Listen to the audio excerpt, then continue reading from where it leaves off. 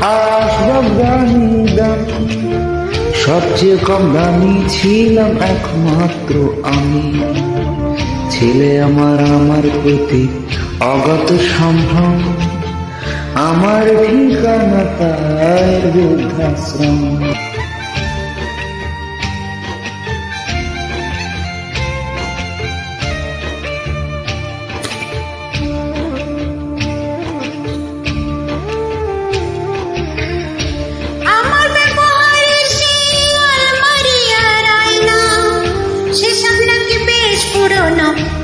রাখা যায় না।